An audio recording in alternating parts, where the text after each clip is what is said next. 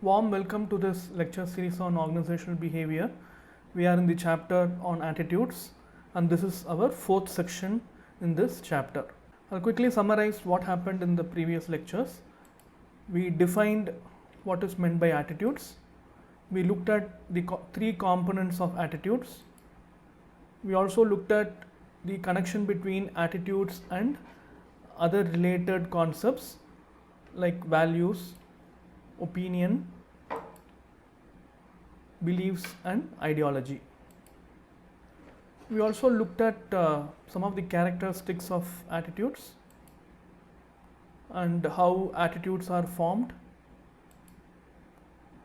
and also how attitudes can be measured. In other words, how psychology measures attitudes using different methods. We also looked at this idea of cognitive dissonance, and we discussed about why it is important to have cognitive dissonance.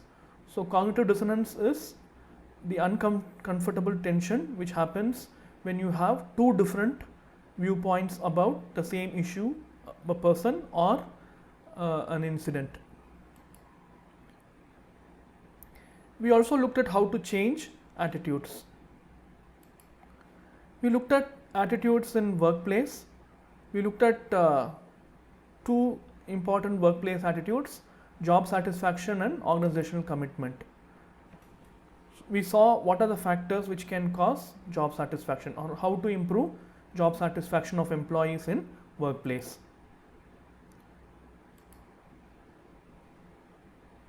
Similarly, what is organizational commitment and why it is important.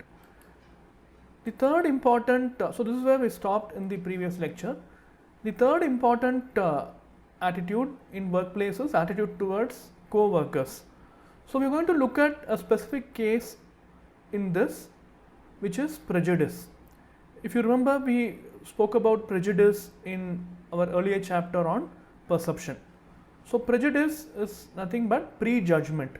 So even without knowing someone, we judge them based on certain superficial characteristics.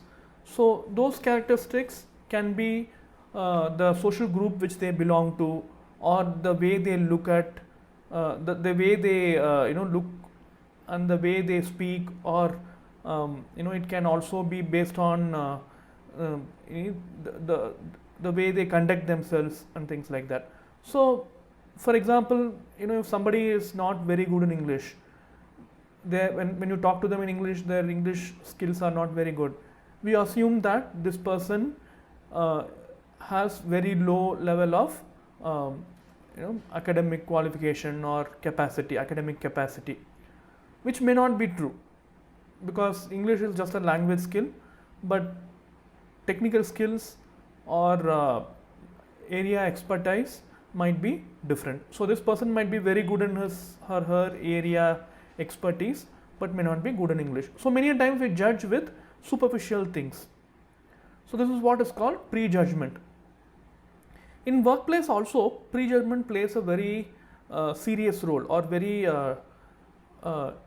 important role in a negative way. Why? Because many of our management practices, especially human resource management practices like performance evaluation, recruitment and things like that, our perception plays a very important role. If you remember, in the perception chapter, we looked at the idea of glass ceiling effect, stereotypes, and how prejudice can affect women or minority group in terms of their performance rating or promotion opportunities and things like that. So that is why we should understand and try to remove prejudice from workplace. On the first hand, we should understand why prejudice happens in organizations. So prejudice happens in organizations when there are minority conditions, or there are groups, or there are people who are very few in number. In other words, the organization has most of them of a similar kind, or most of them from a similar group. For example, let's say engineering colleges. If you say certain departments of engineering colleges, you find most of the students are male students, or even faculty in certain areas, teachers in certain areas, in higher studies, you find many teachers are male teachers. There are very few female teachers. So when there are very few people from a certain particular social group, they are called as minorities in that organization. So if somebody is of a minority, they are considered to be different from the majority.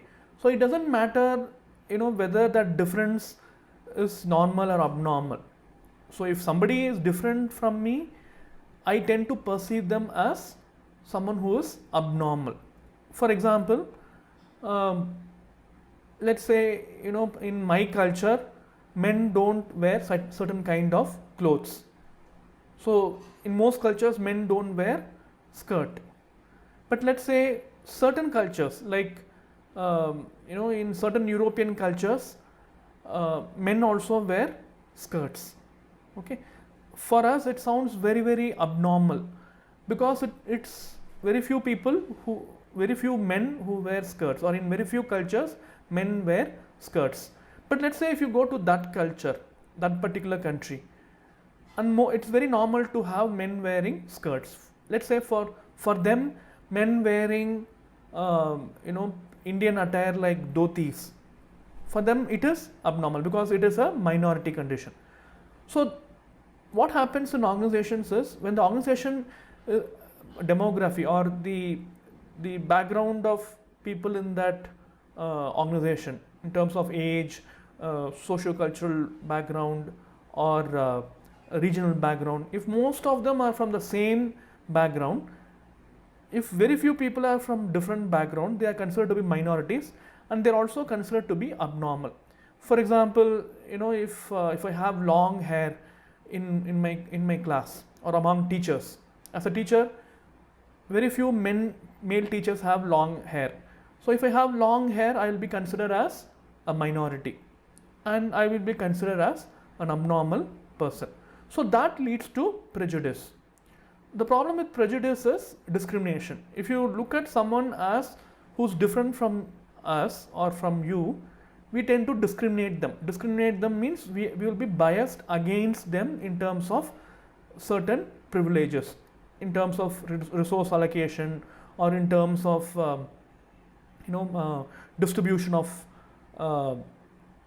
wealth and things like that, or even in organizational context, it must be promotions or performance appraisal and things like that. So we will have a negative attitude towards those people.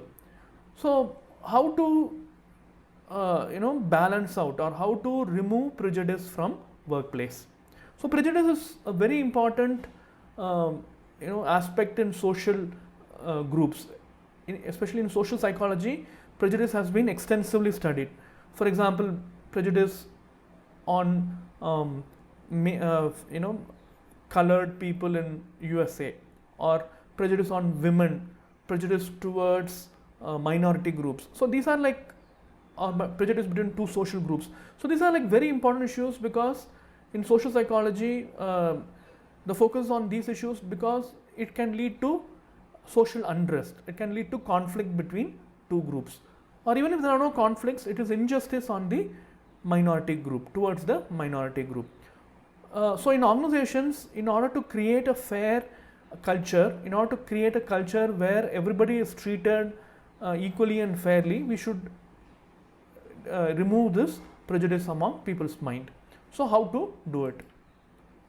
One, like I said, when the organization has most of them of a similar background, similar region background, language background, and age background, gender background, it can lead to bias, or it can lead to minority condition. So in order to reduce that, organizations should ensure that the organization has people of different backgrounds. So the demographic characteristics of employees in the organization should be diverse.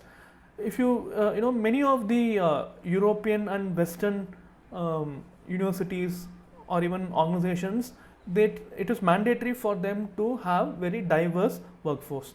Diversity not necessarily in terms of race, gender, age, or socioeconomic background, but also in terms of sexual orientation, in terms of ethnicity and things like this. So if your organization has people of different cultural and gender and socioeconomic and ethnic backgrounds, it helps the organization. Not because it is a social responsibility, but diverse organizations are found to be more more creative, more more effective and more sustainable in nature. It's not just social responsibility. Many research have shown that organizations which are diverse are more successful, both financially and socially. So organizations should ensure, or the organization should have practices which ensure the diversity is managed well in the organization. Second way, or one way to manage diversity or bring in diversity in workforce is affirmative action plans. So in India we call them reservations. Affirmative action plans includes many things apart from reservation. So things like training minority groups so that they will also participate in workplace. So reservation usually involves having a certain kind of a quota within your employment or seats in colleges. But affirmative action plan is far beyond just reservation. You go to the society and train people of minority groups or groups which are disadvantaged and try to bring them to the organization. So why it is important to have multiple groups in the organization? Like I said, when there are majority of them of the same group, people will be very biased towards minority group. If everybody is there in the organization, there will be more tolerance. And also practices within the organization, if they are inclusive. Inclusive means they are friendly towards the needs of the minority groups. For example, women in workforce, women who have young children in the workforce. So having a play group or having a crush, child care center in the organization is mandatory in India for many organizations. So why are they doing it? To ensure that women of that particular need can also participate in the workforce without worrying too much about what will happen to the child, with a young child.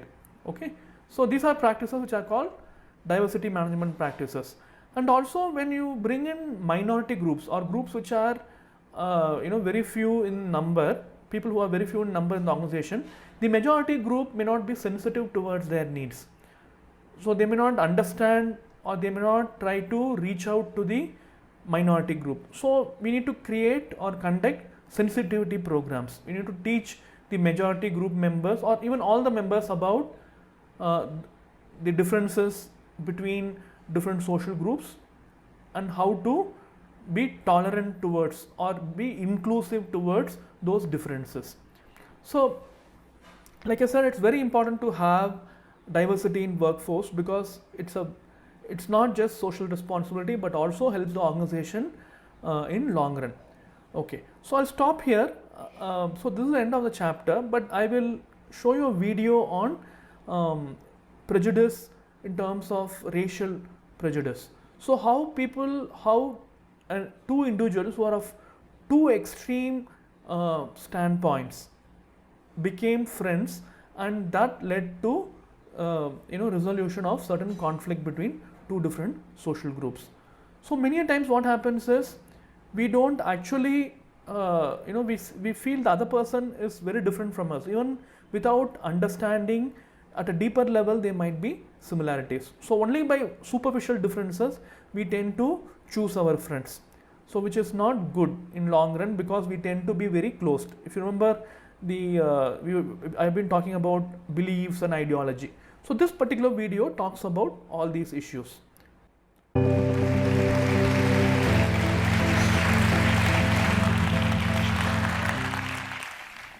So a black guy walks into a bar. Sounds like the beginning of a bad joke. I see people shifting around a little bit, but it gets better. And the first thing he sees is everybody else in there is white. So he sits down at the piano on the stage with the band to play,